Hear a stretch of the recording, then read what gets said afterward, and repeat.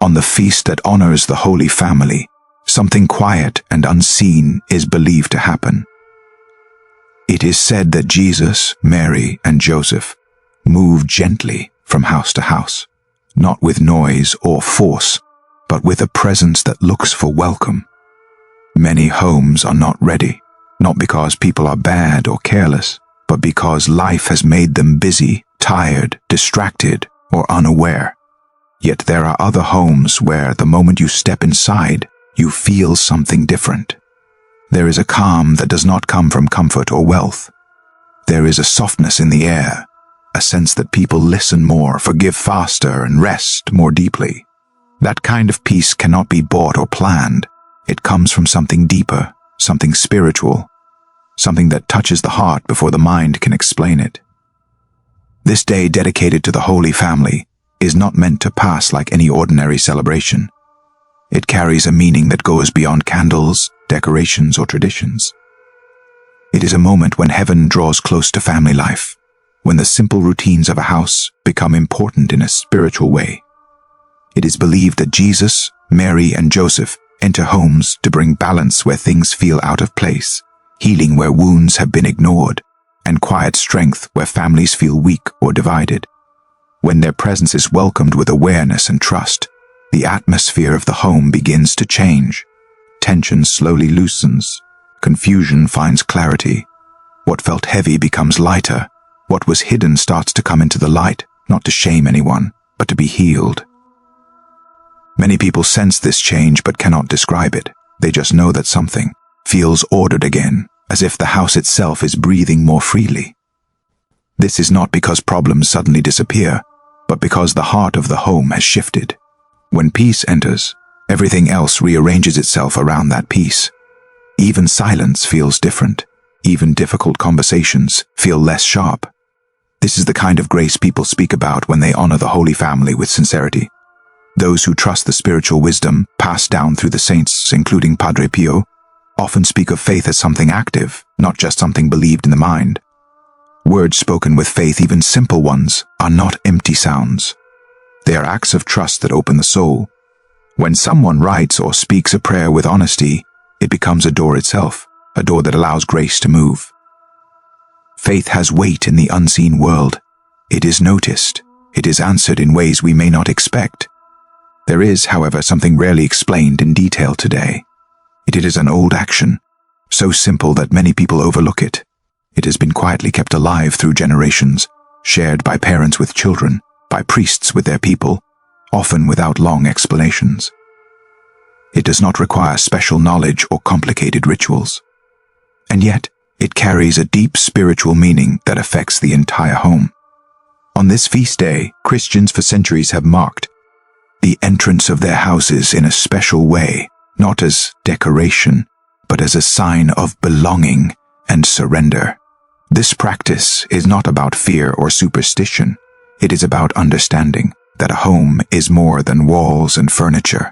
It is a living space where love, conflict, joy, and sorrow all pass through.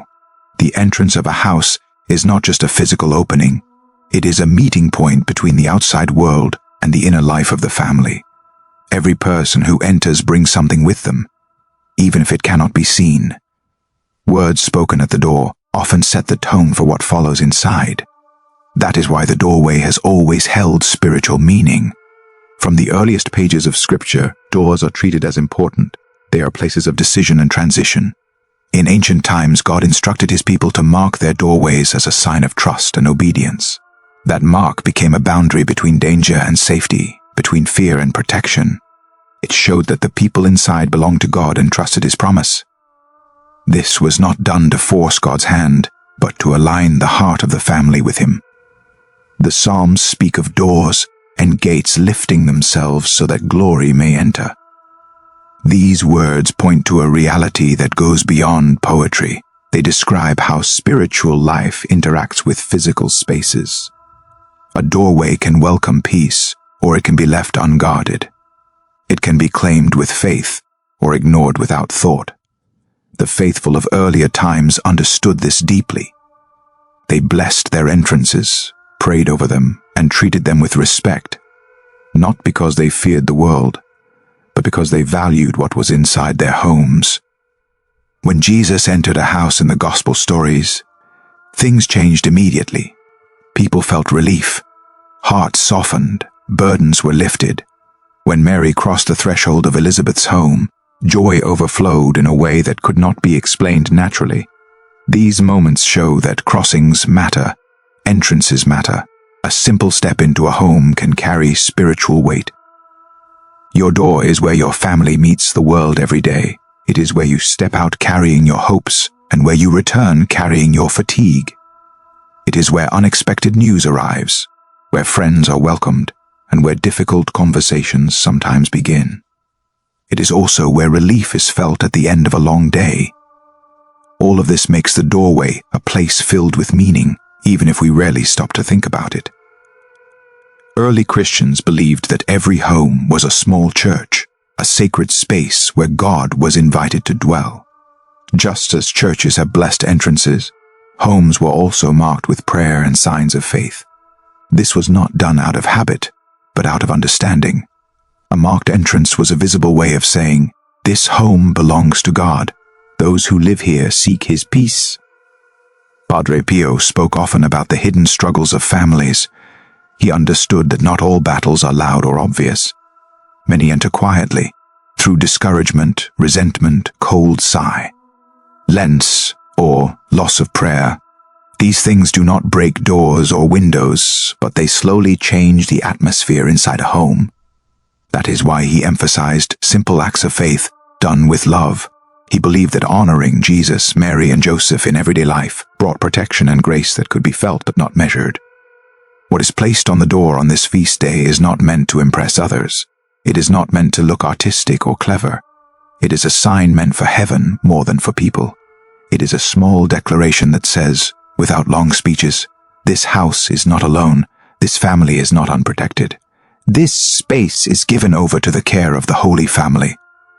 The power of this act does not come from paper, ink, or placement. It comes from the intention of the heart. It is an outward sign of an inner decision. It is a way of saying yes to God's presence, yes to peace, yes to order, yes to protection. It is not a bargain with God. It is not a formula that guarantees an easy life. It is an invitation freely given for Jesus, Mary, and Joseph to dwell where daily life unfolds. Many saints understood that God responds to humility and trust more than to grand gestures. A small act done with faith can open great doors in the spiritual world. This is why such a simple tradition has endured for so long. It speaks quietly, but its meaning is deep. The names that are written are not random words. They represent a family that lived love in its purest form. They represent obedience, trust, sacrifice, and daily faithfulness. When these names are placed at the entrance of a home, they speak a message without sound. They say that the comings and goings of the family are entrusted to heaven. They say that peace is desired more than control, and love more than pride. This act does not replace prayer, kindness, or forgiveness within the home. Instead, it supports them. It reminds those who pass through the door that the home has a spiritual heart. Over time, people often notice small changes. Arguments may soften more quickly. Rest may come more easily. The home may feel warmer, even during difficult seasons. These changes are not dramatic signs, but gentle ones, like light slowly filling a room. Understanding the meaning of doors helps make sense of why this tradition carries weight. A door is a boundary, but it is also an opening. It separates, but it also connects. It is where choices are made, often without thinking. By marking that space with faith, a family brings awareness back to something that was always important. This ancient practice reminds us that faith is meant to live in ordinary places. It belongs at the dinner table, in the bedroom, in conversations, and even at the doorway. When a home is consciously offered to God, it becomes more than a shelter. It becomes a place where grace is allowed to work quietly, day after day. Once this meaning is understood, the simplicity of the act no longer seems small. It becomes clear why generations held onto it so carefully. It becomes clear why saints spoke of its effects with such confidence. It becomes clear why honoring the Holy Family in this way is not about the past, but about the present life of the family. With this understanding, attention naturally turns to the act itself, to what is written, how it is placed, and why those particular words have been cherished for centuries, not as decoration, but as a living sign of trust and belonging. The deepest truths of faith are often carried by the smallest actions. They do not announce themselves loudly, and they rarely look impressive to the outside world. A quiet prayer whispered when no one is listening. The slow movement of the hand making the sign of the cross, a single candle burning in a dark room. These are the kinds of things heaven responds to. In the same way, 3 simple names written on an ordinary piece of paper can carry more meaning than long speeches or complex rituals when they are done with faith and intention. You do not need anything special for this. No expensive materials, no artistic skill, no preparation that takes hours. Just a small piece of plain white paper, clean and simple, like an empty space waiting to be filled. Then you take a pen and you write, slowly and deliberately, not rushing, not distracted, not copying from a screen. You write the names yourself, by hand, allowing your mind and heart to be present in the moment. The names are Jesus, Mary, and Joseph. Nothing more. No extra words, no decorations, no symbols, no explanations. Those 3 names, written as an act of trust. These names are not chosen at random. They belong together. They form the family of Nazareth, the family that welcomed God into ordinary life. They lived without public recognition, without comfort, without ease, and yet their home was filled with perfect love, perfect obedience, and perfect unity. They knew hardship, uncertainty, exile, and fear, but they lived all of it together, centered on God. When you write their names, you are calling upon a family that understands daily struggle, not from a distance, but from lived experience. Each name carries its own gift. The name of Jesus brings the presence of God Himself, salvation, mercy, healing, and light. The name of Mary brings tenderness, purity of heart, protection, and a love that surrounds rather than controls.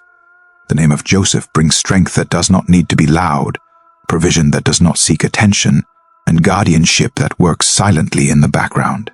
Together, these names represent everything a home longs for, even when the people inside cannot put it into words.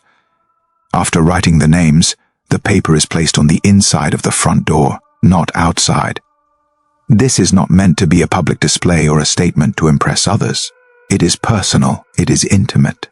It is between the family and heaven.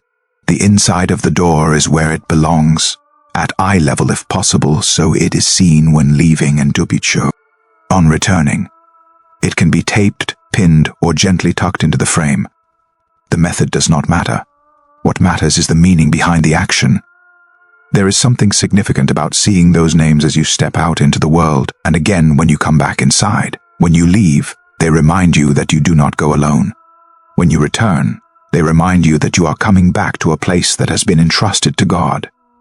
Over time, those names become part of the rhythm of the home, quietly present, silently speaking. Some people wonder if it truly matters whether the names are written by hand or printed. God does not measure faith by handwriting or technique. He looks at the heart, yet writing the names yourself engages something deeper. As you form each letter, your focus narrows, your breathing slows, your thoughts settle. The act of writing becomes a prayer, even if no words are spoken aloud. Your body participates in the faith of your soul. It becomes an offering, not just a preparation. When those names are placed on the door, a declaration is made that goes beyond the physical world. It is not shouted, but it is heard. It says that this home is not neutral ground. It says that whatever enters must pass under the names of Jesus, Mary, and Joseph. It says that unrest, division, and darkness are not welcome guests. It says that peace has been invited to take up residence. This is not superstition. Superstition gives power to objects as if they worked on their own, separate from God. This is devotion. Devotion uses simple signs to express deep trust. The paper itself has no power. The ink has no magic. The protection comes from faith, from surrender, from the conscious choice to place the home under the care of the Holy Family. The paper is only a sign, a reminder, a visible expression of an invisible commitment. Stories like Maria's appear again and again wherever this practice is lived with sincerity. She lived alone, surrounded by silence that felt heavier than it should have. Her house was orderly, but it did not feel alive. Something was missing, though she could not name it. When she heard about this tradition, she doubted it could matter. It seemed too small to touch the loneliness she felt. And yet, on the feast of the Holy Family, she sat quietly, wrote the 3 names, and placed them on her door. Her prayer was simple, spoken from a tired heart, asking only that her house might feel like a home again. Nothing dramatic happened that day. There were no signs or visions, but slowly, something began to shift. A phone call that had no clear reason, a message sent without planning, conversations that went deeper than usual, visits that felt warmer than expected. Maria never announced what she had done. She did not need to. The change spoke for itself. The emptiness she had grown used to no longer pressed in on her. Even when she was alone, she felt accompanied, as if the house itself had been gently filled. This is how grace us. Yuli works, quietly, gently, like warmth returning to a room that had gone cold, like light spreading slowly at dawn. When you write those names, it is important not to rush. This is not a chore. It is a moment of encounter. Sitting down, breathing, allowing yourself to be present, gives space for the heart to open. You are not just placing paper on a door. You are placing your home under care that is greater than your own strength. Naturally, the question arises, why does this bring change? What truly happens when the Holy Family is invited into a home in this way? The answer is not vague or symbolic. It touches daily life in concrete ways. When Jesus, Mary, and Joseph are welcomed, they bring specific graces that respond directly to the hidden needs of families. One of the first changes is an inner ordering that begins quietly. Confusion does not vanish overnight, but it loses its grip. Thoughts become less scattered. Decisions feel less overwhelming. The home begins to feel like a place of rest rather than tension. Emotional noise settles. This kind of order is not about control or perfection. It is about alignment. Things begin to find their proper place again, inside hearts and between people. Homes accumulate invisible clutter over time. Unspoken frustrations, old wounds that were never fully addressed, anxiety that lingers without a clear cause. These things fill the air like stale breath in a closed room. When the Holy Family enters, it is as if a window is opened. Fresh air moves through. What was heavy becomes lighter. What was oppressive loosens its hold. People notice they are breathing more deeply, sleeping more peacefully, reacting less sharply. Another grace touches relationships at their most fragile points. Families are sacred, and because of that, they are often the first place where division tries to take root. Distance grows quietly. Pride hardens hearts. Resentment builds layer by layer. Often, there is no single argument to point to, just a slow drifting apart. The Holy Family understands this pain. They lived close, depended on one another, and faced hardship together. When they are invited into a home, they bring with them a grace of restoration. Conversations begin that seemed impossible before. Words soften. Apologies come more easily. Forgiveness no longer feels like a loss, but a relief. This does not mean every relationship becomes perfect. It means healing begins where it was once stalled. Warmth returns where coldness had settled. Parents feel moved to reach out. Children feel safer opening their hearts. Spouses find patience where there was only frustration. Siblings rediscover shared laughter. These changes often seem spontaneous, but they are not random. They are the fruit of grace, working gently, respecting freedom, never forcing, but inviting. There is also a grace of protection that surrounds the home in a quiet way. Christian tradition has always understood that not everything that affects us can be SA.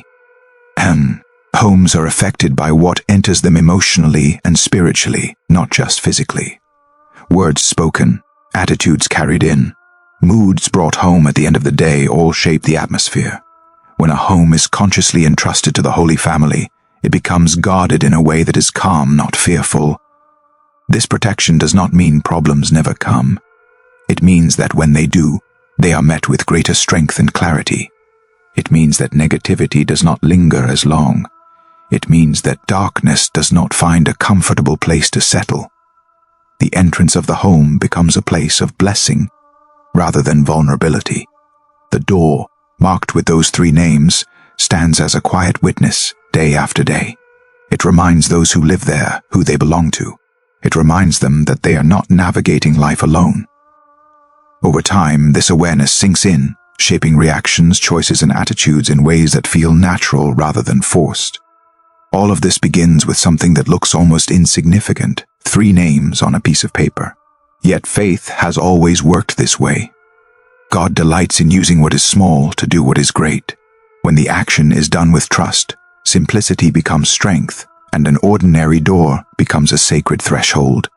In the earliest days of Christian practice, it was common for families to anoint their doors with blessed oil, marking them as sacred boundaries, thresholds under divine protection.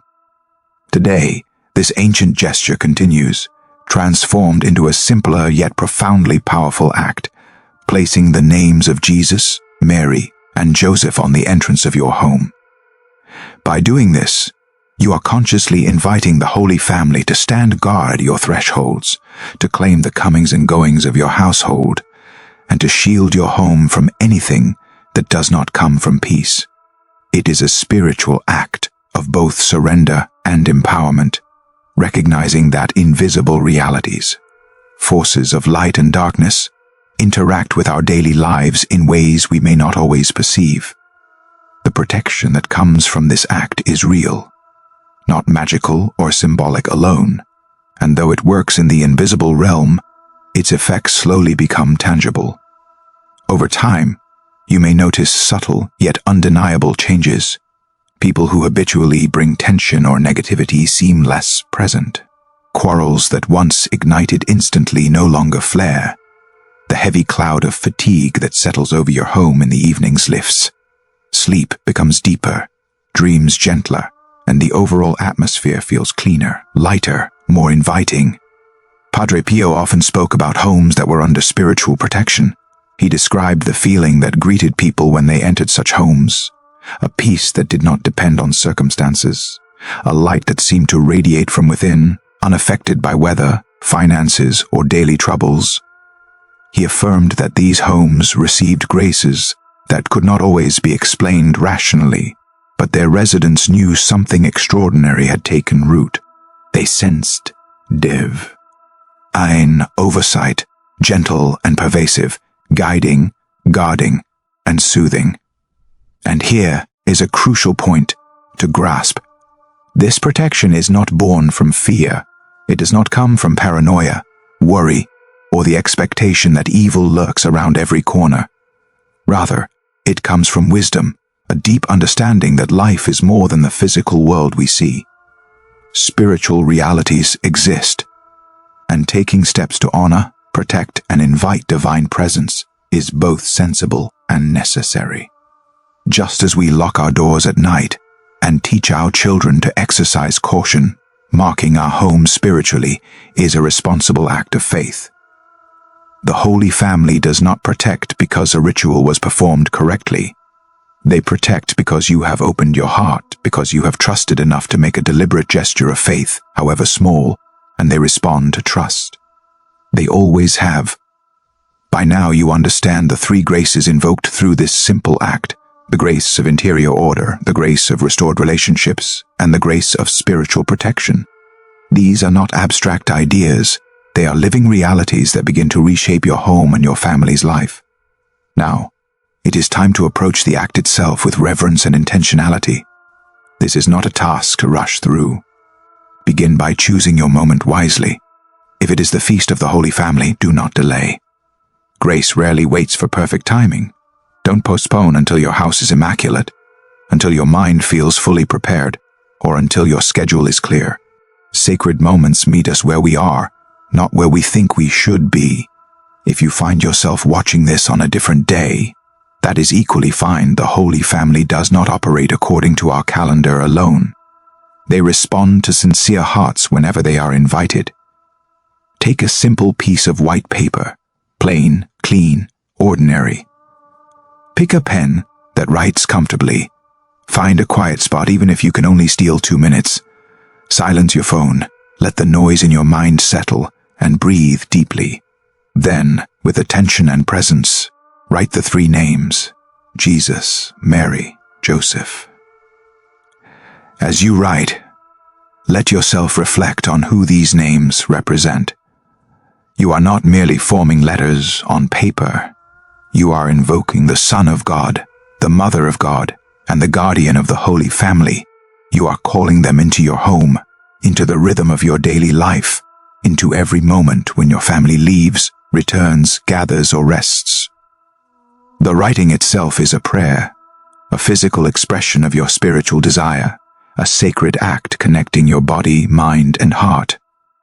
After writing the names, pause and hold the paper in your hands. Do not rush to fix it to the door immediately. Take a moment to pray from your heart. You can speak your own words or pray something like this: Holy Family of Nazareth, I consecrate this home to you. I place this door, this threshold, under your protection. Guard everyone who lives here, everyone who enters, everyone who leaves. Let nothing that does not come. E, from peace, cross this doorway. Heal what is broken between us. Bring order where there is confusion. Protect us from harm seen and unseen. Jesus, Mary, Joseph, make this house your dwelling place. Amen. Let the words settle. Feel the intention behind them. Recognize that you are participating in a centuries-old tradition of devotion and trust. Approach your front door and stand before it for a moment. Feel its weight in your life. The countless departures and returns it has witnessed. The laughter, the tears, the exhaustion, the joy, the daily mundanity that constitutes ordinary life. Know that this door is about to be consecrated, set apart as a point of spiritual significance. Place the paper on the inside of the door, at eye level if possible, so that it will be seen with each leaving and returning. Secure it as you prefer, with tape, a tack, or tucked into the frame. As you place it, quietly affirm, Holy Family, guard this house. Step back. Place your hand over your heart. Breathe deeply, and feel the solemnity of the act. You have just done something profoundly ancient and spiritually powerful. You have made a declaration that this space belongs to God.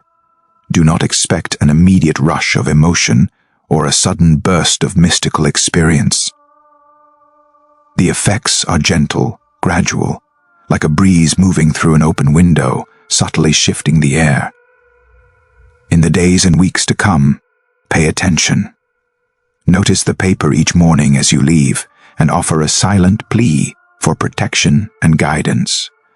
Notice it each evening as you return, and remember that your home is now consecrated, claimed, and watched over. Remember, this is not a one-time spell or a simple act with a fleeting effect. It is the start of a relationship, an ongoing invitation to the Holy Family to dwell among you. Treat their presence as real. Live your daily life with the awareness that Jesus, Mary, and Joseph are present in your home, not as passive observers, but as loving guardians. Speak to one another with the awareness of their presence, handle conflicts gently, and cultivate a home environment rooted in patience, understanding, and grace. The paper on the door is not what protects your home. The protection flows from faith, from the sincere surrender of your heart, from the conscious choice to invite divine presence. The paper is merely a visible sign of an invisible reality, an announcement that this home is now a place of sacred activity. It is a reminder to all who live within, and even to yourself, that the Holy Family dwells here now. This knowledge transforms the ordinary into the sacred. Meal times, family conversations, moments of joy, moments of frustration, all carry a new weight and significance. Every corner of your home is now a potential meeting place with grace. Every interaction is observed with gentle divine attention, not judgment, but love. This simple act opens doors for interior order, reconciliation, and protection to flow, slowly reshaping the atmosphere and relationships within the household, understanding the threefold graces, the organization of the heart and mind, the healing of relationships, and the spiritual protection of your home gives meaning to the act. You now know what most people never realize, The Feast of the Holy Family is not just a holiday, but a spiritual doorway. It is a day when heaven leans toward our homes, waiting for us to acknowledge, to invite, to surrender. Padre Pio often reminded families that small acts of devotion, performed with sincere hearts, could move mountains in the spiritual realm. While the world pursues complexity and elaborate plans, God responds to humility, simplicity, and quiet trust. Writing 3 names on a piece of paper may seem trivial to an outside observer, but in spiritual reality, it is profound. Just like a mustard seed grows into a tree, small gestures done in faith carry enormous potential. This day is the moment to let the Holy Family cross your threshold. This is the day to consecrate your home, to declare that everything within it, your joys, struggles, imperfections, and hopes, belongs to God. The act is both intimate and transformative, a quiet yet powerful invitation for grace to enter, stay, and flourish. The Holy Family does not require grandeur. They need only your sincere heart, your open hand, your willingness to invite them into the ordinary spaces of your life. Every day thereafter, live in awareness of their presence. Let your words, actions, and attitudes reflect the reality that your home is now a sacred sanctuary. Treat conflicts with gentle hearts. Treat one another with patience. Speak words that heal. Let the home breathe grace. Finally, remember the communal aspect of faith. Share gratitude, not only silently with God, but also in ways that ripple outward. A simple thank you offered in the comments, a prayer of recognition, a quiet gesture of thanks. These acts help spread the message and encourage others to invite peace into their own homes. By supporting the sharing of these teachings, you are participating in a broader mission, helping more families experience the serenity, restoration, and protection the Holy Family offers.